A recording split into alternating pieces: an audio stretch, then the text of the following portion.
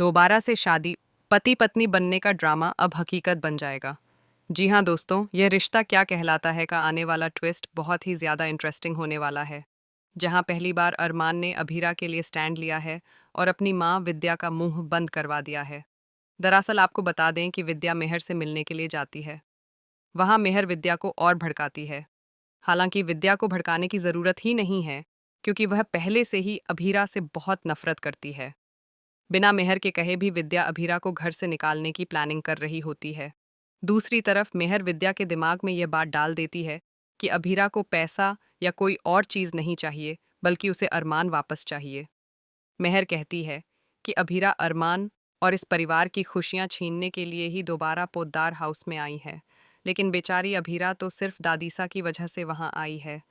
उसे इस घर, इस पैसे या फिर अरमान से कोई मतलब नहीं है। वह सिर्फ दादीसा के लिए इस घर में रुकी हुई है, वरना बार बार कोई अपनी बेइज्जती क्यों करवाएगा। इधर जब विद्या अभीरा को बहुत बुरा भला कहने लगती है और उसके कैरेक्टर पर सवाल उठाती है, तो वह कहती है कि अभीरा अरमान की लाइफ में इसलिए वापस आई है क्योंकि वह अरमान को फिर से पाना चाहती है। विद्या यहाँ तक कह देती है कि अभीरा अरमान की शर्ट के साथ खेल रही थी और उसी के साथ रोमांस कर रही थी। यह सब सुनकर वहाँ मौजूद लोग चुपचाप खड़े रहते हैं और तमाशा देखते रहते हैं। लेकिन जैसे ही अरमान ये सब सुनता है, वह अपनी माँ को रोक देता है और उनसे कहता है कि वह अभीरा से माफ़ी मांगे।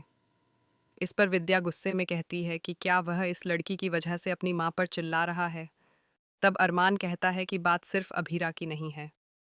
अगर वहाँ कोई और लड़की भी होती तो भी वह यही कहता कि विद्या गलत कर रही हैं और बहुत गलत बातें बोल रही हैं। विद्या साफ मना कर देती है कि वह माफ़ी नहीं मांगेगी। तब अरमान कहता है कि अगर ऐसा है तो वह घर छोड़कर चला जाएगा। अरमान को जाते हुए देखकर विद्या आखिरकार माफ़ी मांगने के लिए तैयार हो जाती है। लेकिन तभी अभीरा बोलती है कि वह यहाँ किसी को नीचा दिखाने या किसी से माफ़ी मंगवाने नहीं आई है। अभीरा की यह बात सुनकर वहाँ मौजूद सभी लोग हैरान रह जाते हैं। हालांकि अभीरा पहले से ही ऐसी रही है। उसने कभी किसी से बदतमीजी नहीं की और ना ही कभी किसी से ज़बरदस्ती माफ़ी मंगवाने की कोशिश की। इसी बीच माधव एक बड़ा खुलासा कर देता है।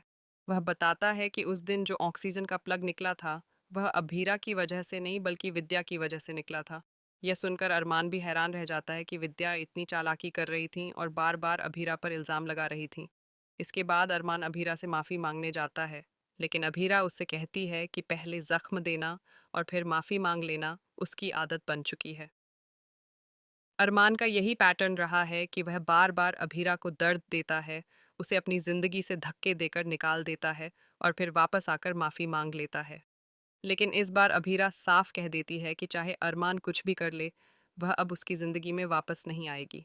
उधर मनीषा का बेटा आर्यन भी हॉस्टल से वापस आ चुका है, लेकिन वह एक लड़की से प्यार करता है।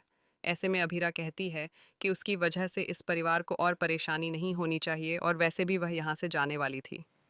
लेकिन तभी आर्यन अभीरा को रोक लेता है और बताता है कि उसकी गर्लफ्रेंड का परिवार बहुत ही ऑर्थोडॉक्स है, यानी बहुत पुराने ख्यालों वाला। उनके लिए तलाक बहुत बड़ी बात है। इसलिए वह चाहता है कि अभीरा और अरमान कुछ समय के लिए पति पत्नी बनने का नाटक करें ताकि उसकी शादी में कोई दिक्कत ना आए। यह बात सुनकर घर के सभी लोग हैरान रह जाते हैं, क्योंकि अरमान और अभीरा के बीच अब पति पत्नी जैसा कोई रिश्ता नहीं बचा है।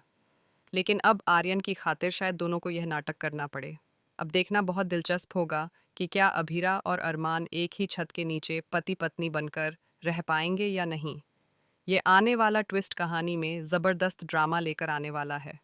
आप इस ट्विस्ट को देखने के लिए कितने एक्साइटेड हैं, हमें कमेंट करके ज़रूर बताइए। अगर आपको लगता है कि अभीरा को यह नाटक करना चाहिए या नहीं, तो अपनी राय भी ज़रूर शेयर करें। टीवी सीरियल्स के ऐसे ही लेटेस्ट अपडेट पाने के लिए चैनल को सब्सक्राइब करना ना भूलें।